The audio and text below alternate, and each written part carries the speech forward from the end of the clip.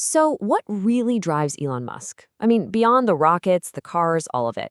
Well, it turns out there's this surprisingly deep and honestly kind of wild philosophy about where humanity is headed. We're going to distill his grand vision, climbing this sort of ladder of ideas, from one single core question all the way to the nature of reality itself. Okay, so let's just dive right in, because this one question, this is the key to absolutely everything that follows.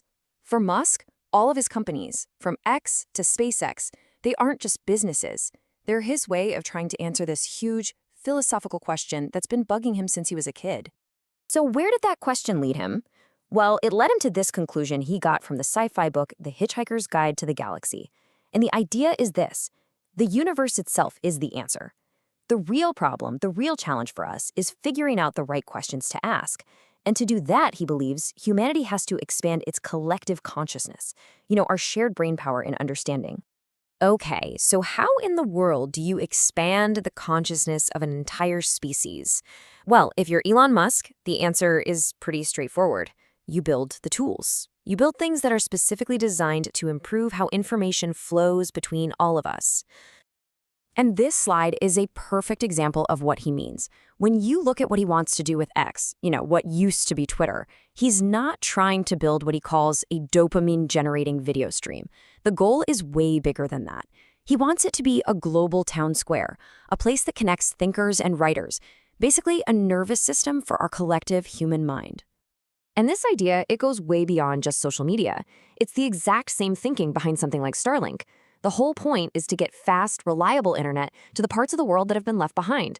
It's another move to weave all of humanity into one single connected network so that more people can tap into and add to our collective consciousness. All right, so this is where it all starts to come together. Because once you have a connected humanity and these incredibly powerful tools, Musk believes we're standing on the edge of the single biggest disruption in all of human history: the rise of real, honest-to-goodness artificial intelligence. And get this is his prediction. He's on the record saying that in less than 20 years, advances in AI and robotics are going to make work, at least work as we know it, totally optional for people. And this timeline just lays out how radical that shift is going to be. We're going to go from a world where work is what you have to do to survive to a world where it's a choice, something you do as a hobby.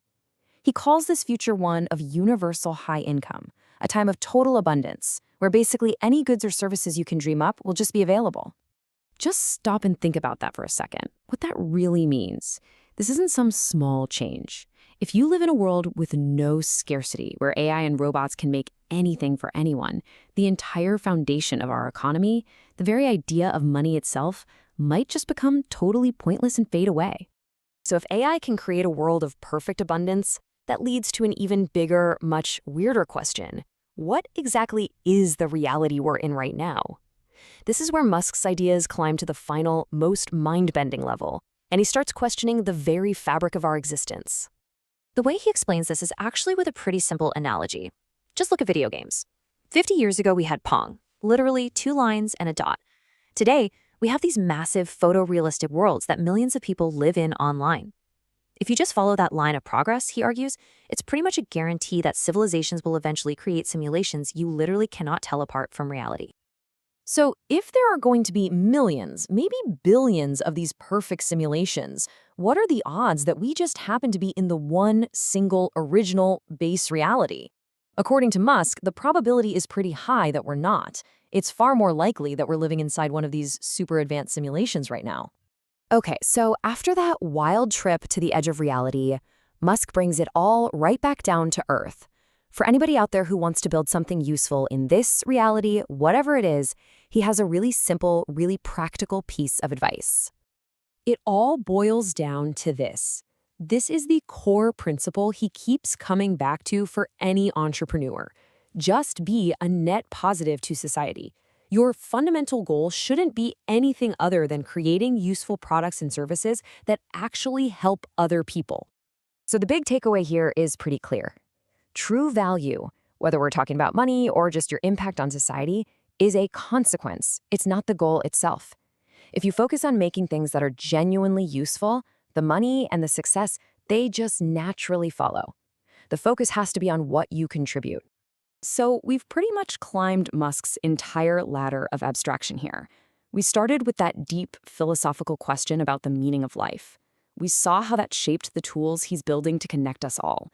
And we followed that logic all the way to this future of AI-driven abundance that completely changes everything we think we know about work, money, and, well, even reality itself. And that leaves us with a final, pretty provocative question.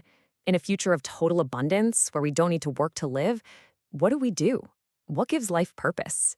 It's a question that brings us full circle, right back to where we started. What is the meaning of it all?